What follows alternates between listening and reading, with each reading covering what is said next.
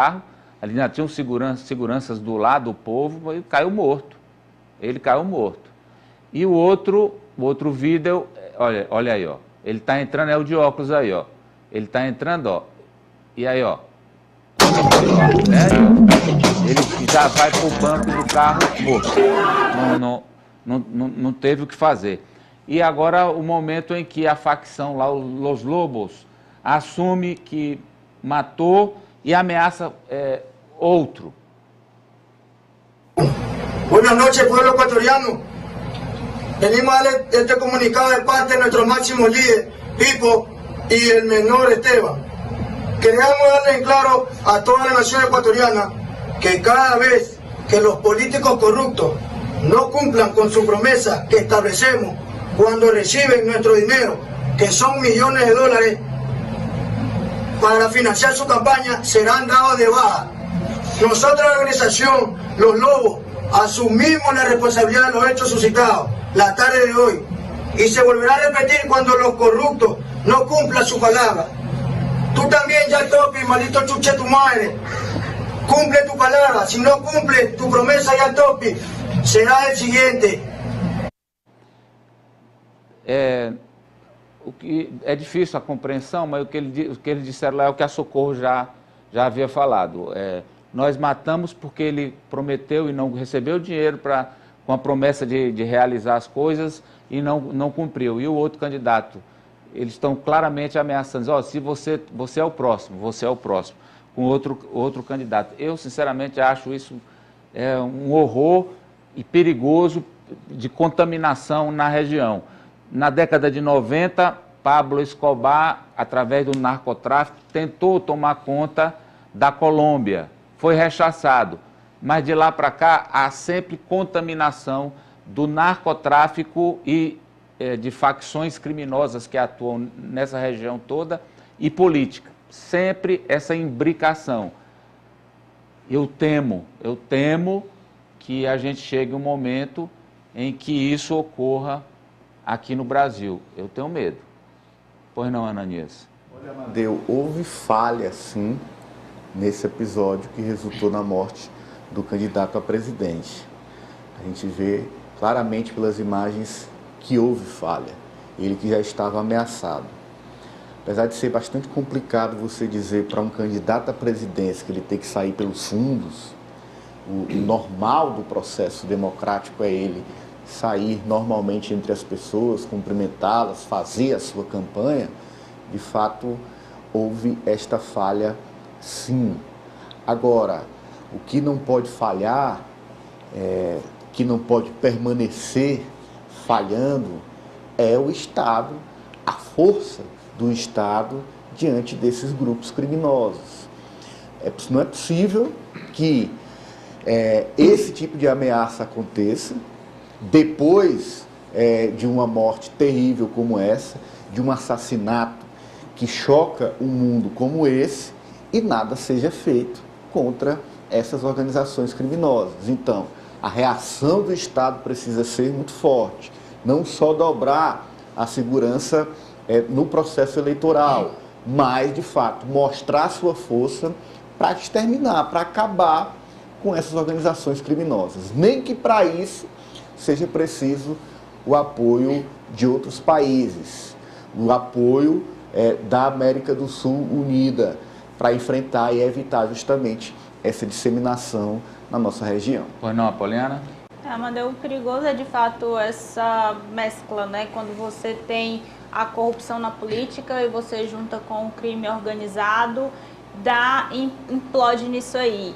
Porque nos últimos anos a gente está vendo essa proximidade muito grande. Atores políticos que têm envolvimento com o crime, não só lá, mas aqui também no Brasil, isso a gente já vê alguns traços disso acontecendo. Então, é complicado você fazer esse controle justamente quando as pessoas de poder estão nesse envolvimento. E é mais complicado ainda isso que o Ananias falou, né? Quando outros países se propõem, às vezes, a até debater o assunto, Mas, por exemplo, vamos dizer que o Brasil quer debater essa questão, aí sempre tem aquela pressão tem a questão política, da soberania, e você diz, o Brasil vai se meter nisso, por quê, qual... Então, é sempre muito complicado tratar desse assunto, e você tem políticas armamentistas cada dia vez mais em voga, essa defesa do uso da arma para defesa pessoal, então é muito complexo um problema como esse. Alessio. Amadeu, já repercute nesse caso aqui no Brasil. O Francis Teixeira agora postou no meunorte.com com exclusividade a notícia de que a deputada federal Isa Arruda, do MDB do Pernambuco, ela protocolou hoje um projeto de lei que pede para que o fundo eleitoral possa ser usado nas próximas eleições para a segurança pessoal dos candidatos, Amadeu. Justamente depois desse caso, né, um dia após, os deputados brasileiros também já apresentam esse receio, esse medo que você já disse ter também. Inclusive eu comungo, porque a gente sabe que nos últimos anos o Brasil e o mundo vivem uma polarização política, por que não dizer assim, né?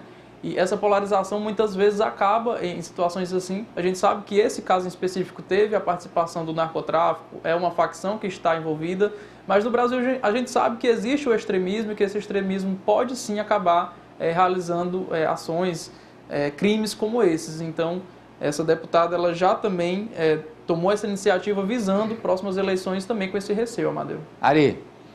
E olha, o Amadeu citou um aspecto que é do risco de contaminação entre os países. Bem, esse grupo aí, os Lobos, ele está interligado aos grupos criminosos mexicanos. Então, essa rede, ela já existe. O perigo é o fortalecimento dela, porque o nome já diz, é um crime organizado, funciona como empresa, inclusive com cargos, hierarquia, com contabilidade. E essa empresa transnacional, ela tem como meta final dominar a política. Dominar a política através do patrocínio das candidaturas de deputados, vereadores, presidentes. Elas financiam esses políticos, milicianos, gangues como essa, de mais de 8 mil membros no Equador. Então, é preciso, sim, uma atitude supranacional e suprapartidária. A Apoliana tem razão, é difícil, mas é preciso realizar uma reunião de cúpula entre os países andinos, da América Latina como um todo, para tomar medidas enérgicas e imediatamente. Vamos lá para agora, Socorro. Pois não, Socorro. Tinha 59 anos, estava em segundo lugar nas pesquisas. Agora, o que chama a atenção nesse caso, Amadeu, é que ele, quando ele recebeu as ameaças, ele disse até em vários comícios que foi instruído, disseram para ele usar um colete à prova de balas. E ele não iria usar. Então, ele é um jornalista também combativo, então ele era conhecido por criticar, por denunciar os traficantes, a máfia, os cartéis. Então, e estava dizendo que, se eleito fosse, iria combater a violência do Equador, justamente combatendo o crime organizado, combatendo o narcotráfico. Então, o que chama atenção é esse grupo, via público, dizer que deu dinheiro para financiar a campanha desse candidato, esse jornalista conhecido, combativo, que dizia, que denunciava essas facções. Amadeu. Vamos agora para outra tragédia, dessa vez uma tragédia ambiental. Ari, é a manchete da Socorro com as mortes no Havaí. Incêndios florestais matam 36 pessoas no Havaí. Moradores entram no mar para fugir do fogo e da fumaça. Socorro.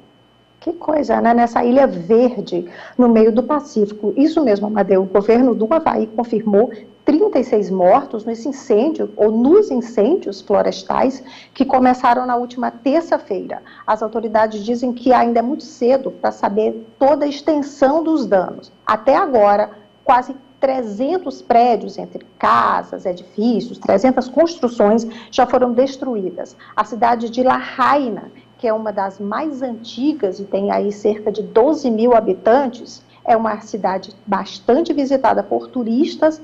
Ela é a mais atingida e grande parte da cidade foi destruída pelo fogo. Dezenas de pessoas tiveram que fugir, buscaram refúgio, tiveram que fugir para o mar para evitar as chamas. A Guarda Costeira Americana diz que resgatou do mar cerca de 50 pessoas. Esses incêndios florestais que começaram na última terça-feira se espalharam rapidamente por causa do vento forte, vento de quase 100 ou de mais de 100 km por hora, que foi trazido pelo furacão Dora e também, segundo o prefeito da ilha de Maui, esse incêndio é na ilha de Maui, no Havaí, também pelas condições secas, Amadeu. A ilha, impressionante, a ilha estava muito seca. Milhares de turistas e moradores foram já evacuados para abrigos improvisados e muita gente está dormindo no aeroporto, esperando uma hora, esperando o voo para ir embora para casa. E o que é pior, o governo anunciou hoje que os incêndios continuam sem controle. Amadeu. Muito triste, muito triste. Ari, essa manchete aí, eu fiquei assim pensando, essa próxima, porque você disse que ele ia mesmo, você botou fé, você disse que ele era um gigante, porque ele... Exato, porque ele é grandão, tem 2 metros de altura, que vai para cima, e agora ele desistiu? Manchete da Socorro 2. Elon Musk alega pedido da mãe e desiste de luta no ringue contra Mark Zuckerberg. Mas se bem que pedido da mãe a gente tem que atender, tem isso também. Tem que atender, né, Amadeu? É verdade, mas também fala aí. É sempre desculpa para muita coisa, né? Mas fala aí, Socorro, vai lá. Pois é, a gente estávamos todos aguardando essa famosa luta entre os 2 bilionários, o Elon Musk, que é o dono do Twitter, que agora é o X, ou X, e esse moço aí que a gente vê, o Mark Zuckerberg, que é o dono do Facebook. Resultado, o Elon Musk, ele já havia até anunciado que a luta, no último domingo, ele anunciou que a luta seria transmitida